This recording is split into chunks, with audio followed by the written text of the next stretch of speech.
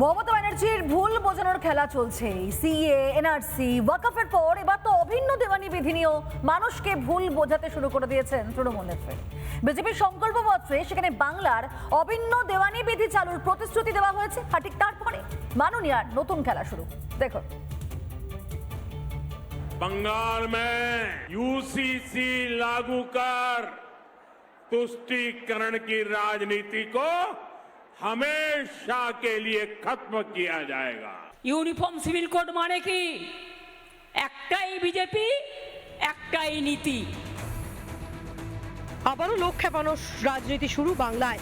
এ রাজ্যে ক্ষমতা এলেই অভিন্ন দেওয়ানি বিধি কার্যকর করবে বিজেপি, অর্থাৎ সকলের জন্য সমান হবে আইন। সংকল্পপত্রে ঘোষণা করেছেন অমিত শাহ। भारतीय जनता पार्टी शासित कई राज्यों ने common civil code, uniform civil code लागू किया है। हम 6 माह के अंदर ही बंगाल के अंदर यूसीसी को लागू कर सभी नागरिकों के लिए एक ही कानून बंगाल में हो, वो सुनिश्चित करें। বিজেপির ঘোষণার পরই লোক খেপানোর রাজনীতি শুরু করলো তৃণমূল। ভোট প্রচারে গিয়ে অভিন্ন দেওয়ানি বিধি নিয়ে ভুল বোঝাচ্ছে Mamata Banerjee. Uniform civil code মানে কি একটাই বিজেপি, একটাই নীতি।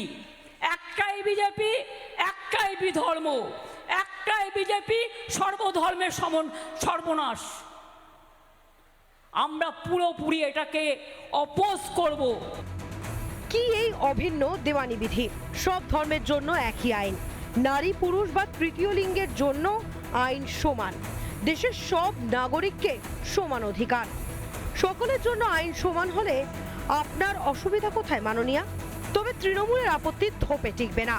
বাংলার সরকার বদল হলেই অভিন্ন দেওয়ানি বিধি কার্যকরী হবে বলে শনিবারও প্রচার সভা থেকে সাফ জানালেন প্রধানমন্ত্রী নরেন্দ্র মোদী।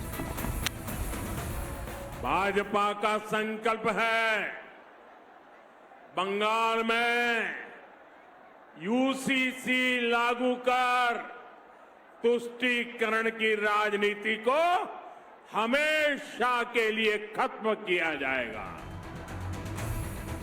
এই আইনি কাঠামো চালু হলে তো আইনি বৈষম্য মুছে যাবে। আইনের চোখে তো সকলেই সমান।